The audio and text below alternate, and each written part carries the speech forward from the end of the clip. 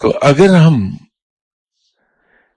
رب تعالی کی سزا سے ڈرانے کے بجائے اس کی محبت کی طرف لوگوں کو لے کر جائیں کہ اگر ہم اللہ کے کہنے پر عمل کریں تو اللہ کس طرح ہمیں عزیز رکھے گا اور کیا انعامات دے گا، تو پھر ہم میں شخصیت دور نہیں بھاگے گی بلکہ اللہ کی طرف لپکے گی۔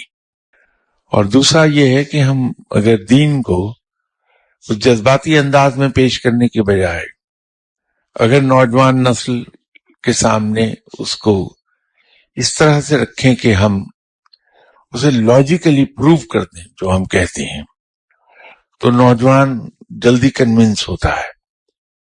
انٹرنیٹ اور اس قسم کی دوسری جو سہولتیں ہیں ان کی وجہ سے اس کا نوجوان کا ایکسپوئر زیادہ ہے، ہمارا نہیں تھا۔ اس ایکسپوئر کی وجہ سے نوجوان کا ذہن زیادہ لاجیکل ہے، دلیل مانگتا ہے وہ۔ تو ہم جذبات کی بجائے اگر دلیل کو بیس بنا لیں، ہر چیز کی ایک دلیل اس کو دے دیں۔ ایک ایسی میں ایگزامپل آپ کو دے دیتا ہوں کہ ہم وضو کرتے ہیں، ہم 3 بار کیوں ایک ہی عمل کو دہراتے ہیں؟ وائی ناٹ once, twice اور ایون 4 times, 5 times؟ صرف 3 کیوں ہے؟ پھر یہ ہے کہ اگر ہمارے پاؤں شوز اور جرابوں میں ہیں تو ہمارے پاؤں تو صاف ہیں، تو ہر مرتبہ وضو کرتے وقت پاؤں کیوں دھوئے جائیں؟ ہم بازو اپنے صرف کونیوں تک کیوں دھوتے ہیں، اس سے اوپر تک کیوں نہیں؟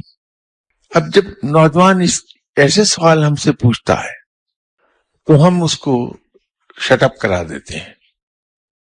اس کی بجائے اگر ہم اسے اس کی ایکسپلینیشن دے دیں کہ سائنسی لحاظ سے یہ کیوں ضروری ہے، اس کا ذہن مطمئن ہو جائے گا، اسے تسلیم کر لے گا وہ، اور اس میں کوئی حرج نہیں ہے۔ اسی طرح نماز ہے، تو نماز کے جو رکن ہیں، قیام ہے، اس میں پھر رکوع ہے، سجدہ ہے، تحیات ہے، اس کی سائنٹیفک ریزنز کیا ہیں؟ کھڑے ہو کے ہی پڑھی جا سکتی ہے پوری نماز۔ ہم جیسے ہمارے عیسائی بھائی عبادت کرتے ہیں چرچ میں، ہم میز کرسی پر بیٹھ کر نماز پڑھ سکتے ہیں۔ تو یہ نماز اس خاص طریقے سے کیوں پڑھی جاتی ہے، اس پر بھی آپ کو نشستیں یاد آ جائیں گی، 2-3 نشستوں میں اس پر ذکر ہوا تھا۔ ہم اگر